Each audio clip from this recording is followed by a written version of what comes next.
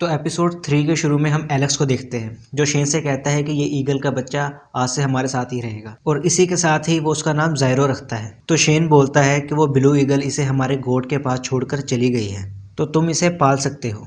तभी एलेक्स को ज़ायरो के अंदर एक अजीब सी एनर्जी दिखाई देती है। तो शेन बोलता है ये खास तरह की एनर्जी है जिसे तुम प्रैक्टिस करके अपने पावर के रूप में इस्तेमाल कर सकते हो।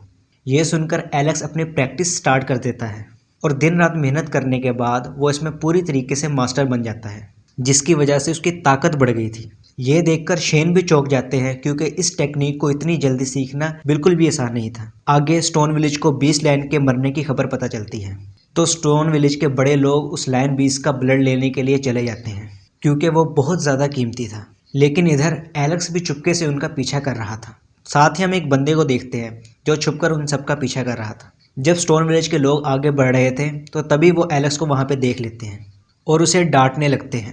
तो एलेक्स कहता है कि मैंने आपकी और शेन की बातें सुन ली थी जिन्होंने यहाँ आपको ब्लड लेने के लिए भेजा है, इसलिए मैं भी एडवेंचर के लिए आपके पीछे आ गया।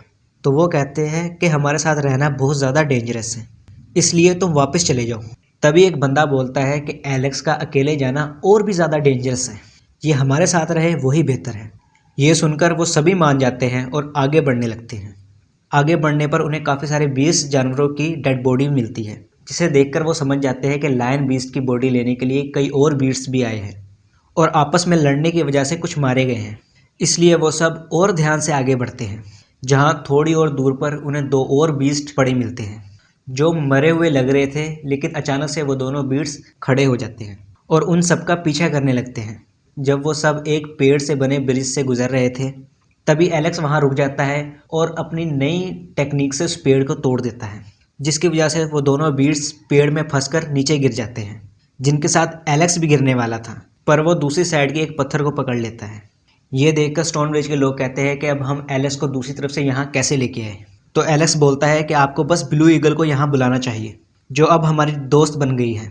ये सुनकर वो सभी उस ब्लू ईगल को बुलाने चले जाते हैं और एलेक्स वहाँ बैठकर उनका इंतज़ार करने लगता है। तभी वो दोनों बीस्ट फिर से उड़ जाते हैं। ये देखकर एलेक्स वहाँ से भागने लगता है और भागते भागते उस लायन बीस्ट की बॉडी तक आ जाता है। तभी एक गोरिल्ला बीस्ट आ जाता है जो एलेक्स के पीछे लगे दोनों बीस्ट को मारकर लायन बीस्ट के पास चला जाता है। उसी वक्त वहाँ पे बुल बीस्ट आ जाता है जो साइज में बहुत ही ज़्यादा बड़ा था और बुल बीस्ट भी लायन बीस्ट के पास जाने लगता है। तो गोरिल्ला बीस्ट उससे लड़ने लगता है। बुल बीस्ट बहुत ज़्यादा ताकतवर था, इसलिए वो गोरिल्ला बीस्ट पर भारी पड़ने लगता है। तभी वहाँ पर ब्लू ईगल आ जाती है जो एलेक्स को वहाँ से उठाकर जाने लगती है।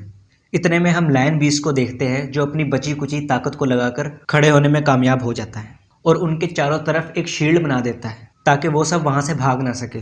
ये देखकर ब्लू ईगल एलेक्स को वहाँ से लेकर जल्दी से निकलने की कोशिश करती है, पर वो इसमें कामयाब नहीं हो पाती। साथ ही उसकी बॉडी पर भी पॉइजन लग जाता है। लायन बीस्ट अपनी पूरी ताकत लगाकर बुल और गोरिल्ला बीस्ट को दोनों को मार देता है, पर वो और भी इंजर्ड होने की वजह से मर जाता है।